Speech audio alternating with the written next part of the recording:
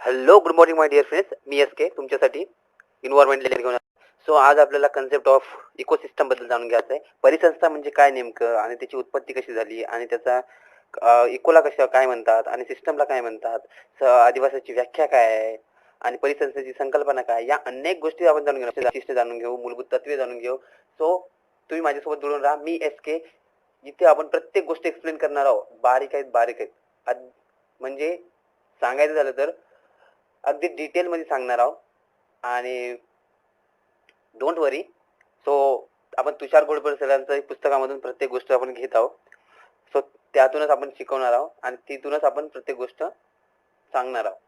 So सुरू करू आपण. परिसंस्था म्हणजे काय? परिसंस्थाला इंग्लिशमध्ये इकोसिस्टम असे म्हणतात. सो परिसंस्था या शब्दाची उत्पत्ती कुठून झाली तर सन 1935 मध्ये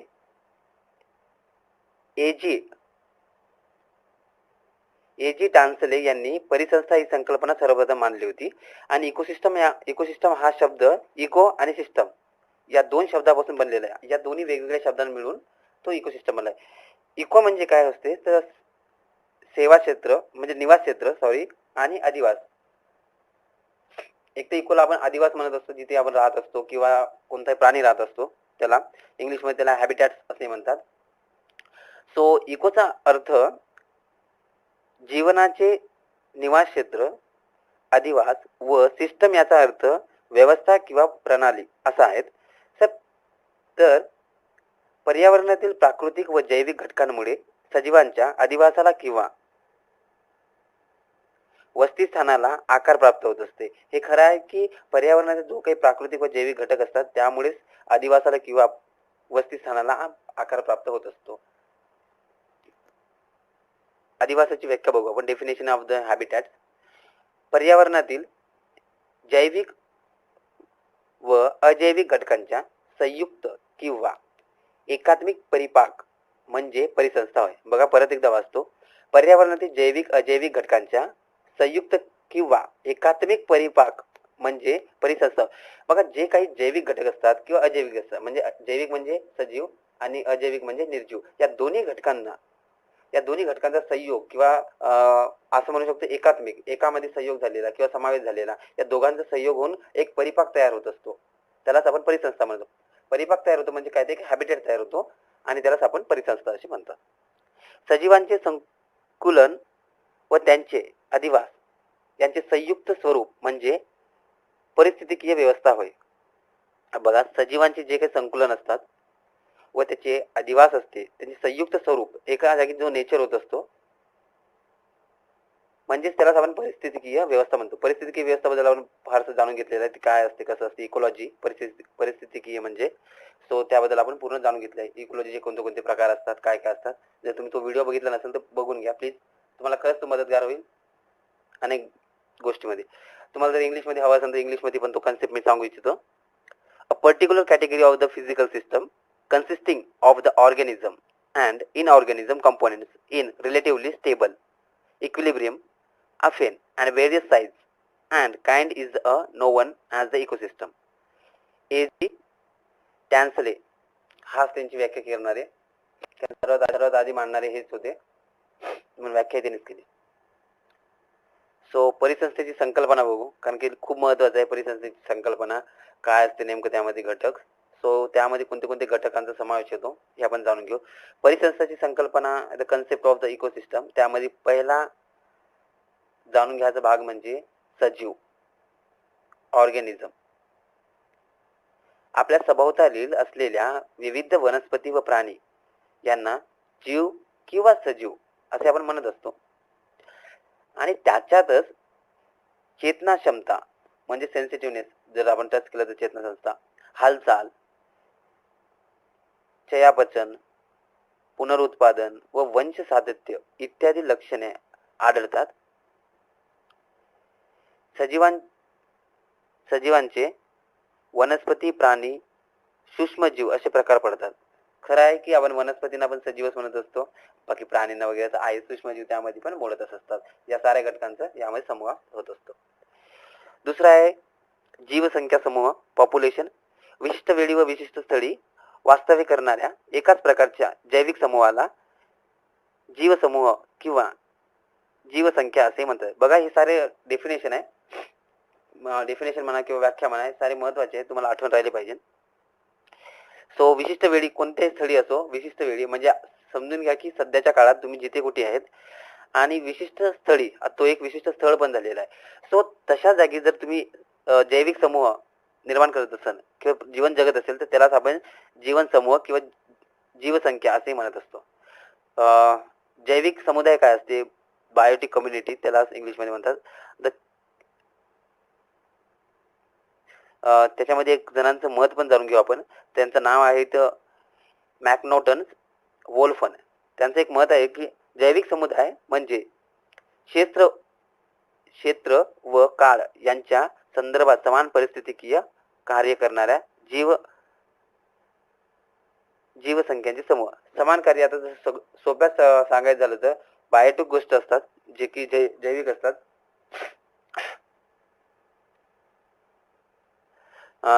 म्हणजे काळामध्ये कोणताही काळ असेल, समजून घ्या की उन्हाळ्याचा एक काळ आहे, तर त्या प्रकारे ते आपला व्यवहार व आपले कार्य करत असतात जीवसमूह.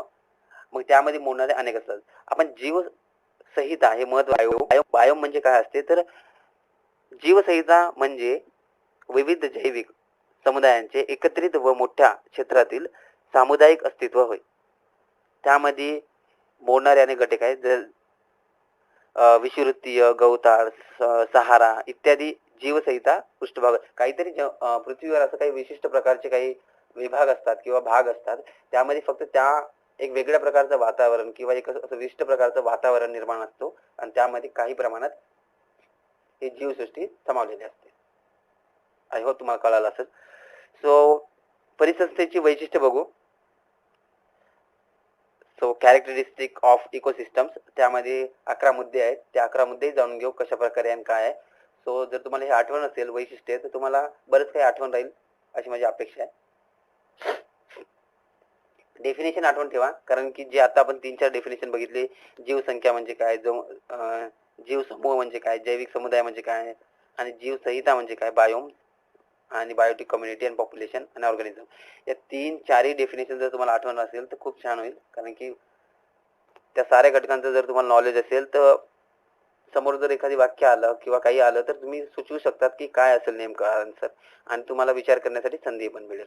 अन्यथा विचार करण्याची संधी तुम्हाला फारच कमी मिळेल. ओके. सो परिसंस्थेची वैशिष्ट्य बघू. परिसंस्थेची महत्वपूर्ण वैशिष्ट्य पुढील प्रमाणे जाणून घेऊ काय काय. पहिला आहे परिसंस्थेची संरचना क्रमबद्ध व तर्कसंगत व सर्वसमावेशक असते. हे खरं आहे की परिसंस्थेमध्ये एक रचना असते, क्रमबद्ध असते आणि ते तर्कसंगत असते. एकानंतर एक पिरॅमिड आपण म्हणत असतो. त्या पिरॅमिडमध्ये आधी गवत येतात, नंतर छोटे प्राणी येतात, नंतर मोठे प्राणी, तर त्या प्रकारचं. परिसंस्था एकरूप असते आणि पर्यावरणातील घटक, मानव, वनस्पती व प्राणी सर्व एकाच चौकटीत येतात. हे खरं आहे. एखादी परिसंस्था आहे, त्या परिसंस्थेमध्ये बघा तुम्ही आता भारतासारखा महाराष्ट्र आहे, तर महाराष्ट्रामध्ये एक अशी वेगळ्या प्रकारची एक परिसंस्था आहे. त्या परिसंस्थामध्ये मोडणारे अनेक घटक आहेत. तिसरं बघू. परिसंस्थेतील प्रत्येक घटकाचे स्थान व कार्य निश्चित असते. बरोबर आहे. प्रत्येक परिसंस्था ही वेगवेगळ्या प्रकारे कार्य करत असते. म्हणजे इकोसिस्टम जे काही इकोसिस्टम आहे, आता पुण्यातलं इकोसिस्टम वेगळ्या प्रकारचं आहे, मुंबईतलं इकोसिस्टम थोडंसं वेगळ्या प्रकारचं आहे. सो असं वेगवेगळे त्याचे कार्य असतं. परिसंस्थेचे विविध घटकांचे चक्रीकरण सतत चालू असते. हे खरं आहे. चक्रीकरण सतत चालू असते, मागे पुढे होत असतात. चौथा आहे जैविक व अजैविक घटकांच्या आंतरसंबंधातून परिसंस्था साकार होतात. हो बरोबर आहे. जैविक आणि अजैविक घटकांच्या दोघांच्याही आंतरसंबंधातूनच या सारे घटक बाहेर पडत असतात.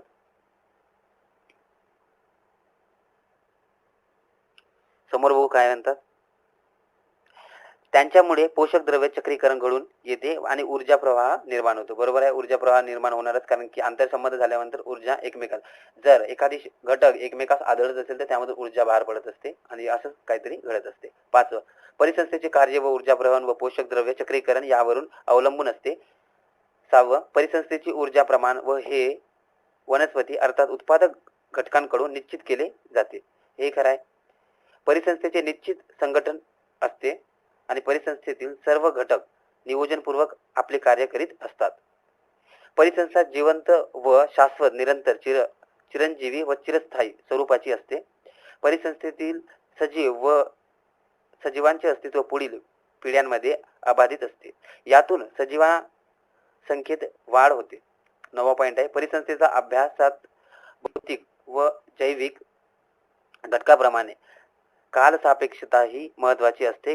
कालप्रवाह आणि पर्यावरणातील घटकांचे विविध गुणधर्म व वर्तन बदलते आणि सौर ऊर्जेच्या कायमस्वरूपी स्रोतामुळे परिसंस्थेचे अस्तित्व अबाधित आहेत. 10व, पृथ्वीवर लहान लहान भौगोलिक एकांतात परिसंस्था विभागलेले असतात. बरोबर आहे. परिसंस्था व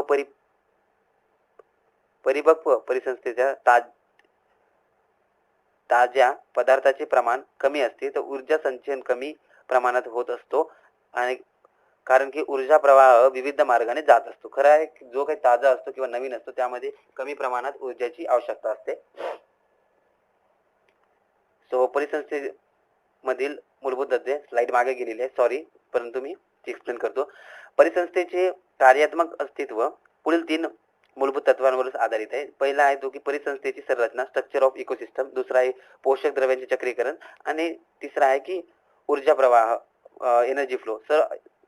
जर या 3 घटक असतील तेव्हाच परिसंस्थेचे कार्यात्मक अस्तित्व टिकून राहणार, अन्यथा राहणार नाही. पहिला आहे परिसंस्थेची संरचना, दुसरा आहे पोषक द्रव्यांचे चक्रीकरण. म्हणजे पोषक द्रव्य म्हणजे काय, तर न्यूट्रिन सायकल असतो, न्यूट्रिनचा जो काही सायकल असतो तो नेहमी फिरत असला पाहिजे.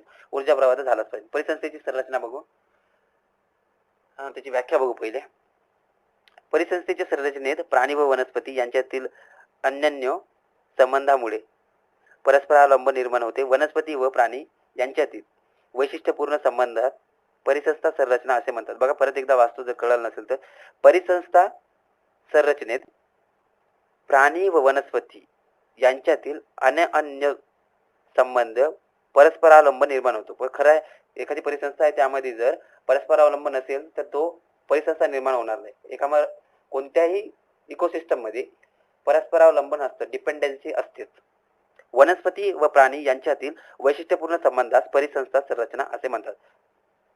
बरोबर आहे की जर एक असं वैशिष्ट्यपूर्ण असं रचना असते प्रत्येक याच्यामध्ये, जर ती नसेल तर खरंच इकोसिस्टम कायम नाही राहणार, तो अस्तित्वात राहणार नाही, तो संपुष्टात येणार. परिसंस्थेचे कार्य करणारे घटक कोणते कोणते, कंपोनेंट्स ऑफ इकोसिस्टम बघू. पर्यावरणातील परिसंस्थेत पुढील 2च घटक कार्यान्वित आहेत, ज्यामधील पहिला अजैविक घटक जो की आपण अबायोटिक कंपोनेंट्स असं म्हणतो. दुसरा जैविक घटक असतो जो की बायोटिक कंपोनेंट्स म्हणतो.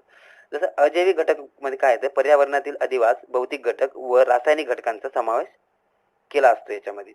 आणि भौतिक घटकामध्ये काय असतं तर सौर ऊर्जा, वायू, जल, मृदा व खनिजे. कारण की ते भौतिक आहे ना, भौतिक म्हणजे काय, ते आपण स्पर्श करून आपण जाणून घेऊ शकतो, साऱ्या आपल्या डोळ्यासमोर दिसतात. इत्यादींचा अंतर्भाव भौतिक घटकात केला जातो. ठीक आहे. तर आपण रासायनिक घटक काय असतात हे जाणून घेऊ. रासायनिक घटकामध्ये नायट्रोजन येतो, ऑक्सिजन येतो, carbon dioxide, hydrogen, sodium, calcium, potassium, लोह, मॅग्नेशियम, फॉस्फरस व सिलिका इत्यादी समावेश रासायनिक घटकांमध्ये केला जातो. त्यांना असेंद्रिय पदार्थ असे सुद्धा म्हणतात. हा सुद्धा आपण शब्द वापरत असतात बरेच वेळात की असेंद्रिय पदार्थ आहेत या. जैविक घटक काय काय असतं बघू. वनस्पती, प्राणी व सूक्ष्मजीव यांचा समावेश जैविक घटकांमध्ये करतात. अमिबा सारख्या सूक्ष्म सजीवापासून ते विशाल आकाराच्या प्राण्याचा समावेश जैविक घटकात केला जातो. खरंच आहे, अमिबा हा एक पेशीय प्राणी आहे. जर कोणाला माहित नसेल तर माहित करून घ्या. ओके, समोर वळू. जैविक घटकांचे पुढील 3 प्रकार पडतात. त्यातला पहिला प्रकार बघू आपण, उत्पादक.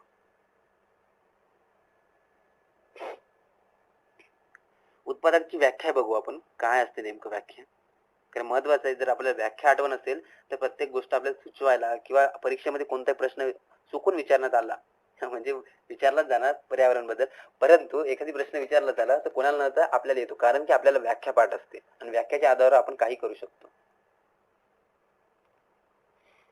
ओके, उत्पादनाची पहिली व्याख्या आहे. सूर्यप्रकाशापासून सहाय्याने वनस्पती व प्रकाश संश्लेषण प्रक्रियेमध्ये असेंद्रिय पदार्थापासून सेंद्रिय पदार्थ तयार होतात. स्वतःचे अन्न स्वतःच निर्माण करण्याची निसर्ग फक्त हिरव्या वनस्पतीकडेच आहेत, म्हणून वनस्पती हे स्वयंपोषीय किंवा उत्पादक असे म्हणतात. Okay, thank you. लेक्चर इथे थांबवू, कारण की